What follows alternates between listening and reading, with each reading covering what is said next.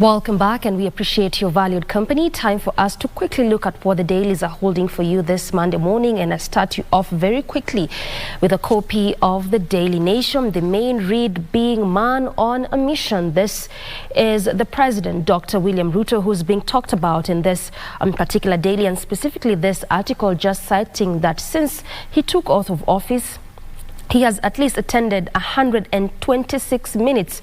This is in just 60 days, so in just 2 months. This is the number of meetings that he has attended. Of course, the first one being London, United Kingdom, during the Queen Elizabeth's burial between 18th and 19th of September. Also attended the New York United States, that was a UN General Assembly meeting, as well as attended Uganda's 60th anniversary celebrations, not forgetting Tanzania's work visit, and also the Ethiopia launch of Safaricom, the latest one being the COP27, which is actually still ongoing, by the way, expected to end this Friday. That's on the 18th.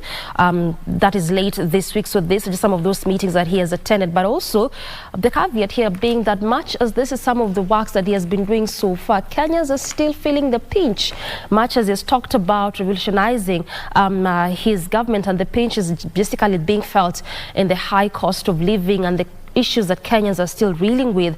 But largely this is what has been highlighted here, and largely also what he has been doing in these meetings. You can get a copy of this particular daily to just understand what he has been doing in the various meetings that he has attended.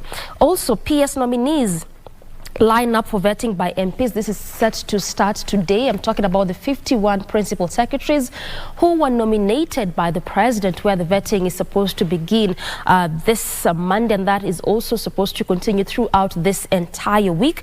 And unlike what we witnessed with the cabinet secretaries, where they faced a single National Assembly committee on appointments, these particular ones will be facing various departmental committees. So these are the specific committees representing the different dockets that these PSs will be, are representing. These are the committees that they will be facing, even as this vetting will be happening and expected to continue throughout this entire week. You can remember that largely some of those issues that have come forth is the issue of gender when it comes to this choosing or nomination of PSs. So even as we talk about that, still the president is in a dilemma in cutting costs and rewarding loyalists. He is on record talking about 300 billion being the sum of money that he is being expected for ministries to see how best they can save on that. But this is even as he is sort of like expected to see how he's going to be naming persons to the post of chief administrative secretaries. Of course, a matter that again the courts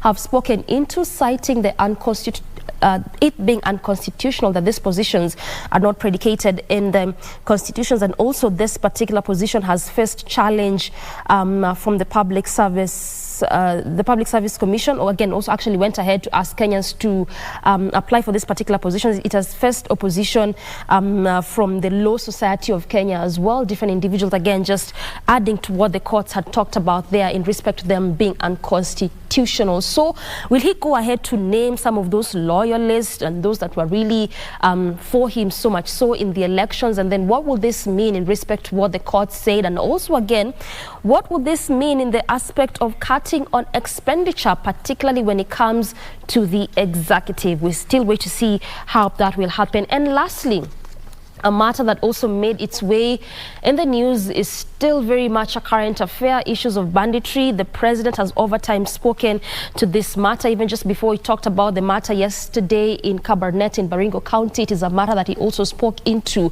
slightly over 2 months back, when a similar incident also happened in Turkana East. You can remember about 11 persons, 10 police officers, together with the former CEC and a chief, lost their lives in Turkana East due to this banditry. And so one of the biggest things that the president is really looking into is to see how best they can end this menace by seeing how they can stop the financiers of this particular banditry. And also what we are learning is that the reservists have been returned to see how they can complement the police to deal with this issue of banditry and cattle rustling in some of these areas. In fact, in Turkana East, 90 have already been deployed in that particular area to see how they can deal with this particular issue. And also the president is on record saying that they will use whatever means to see how they can end the issue of banditry, because clearly People are losing their lives, livestock are being lost, school calendars is being disrupted in this particular areas just because of this constant